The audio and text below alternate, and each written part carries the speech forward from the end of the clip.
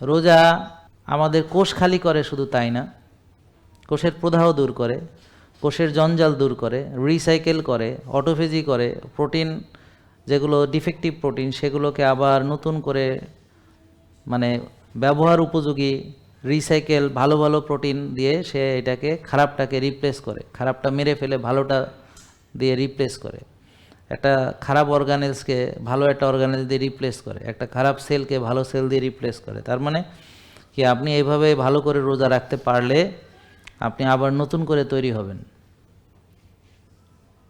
যেমনটি আপনি ছিলেন সুন্দর সুস্থ সেরকম হয়ে যাবেন।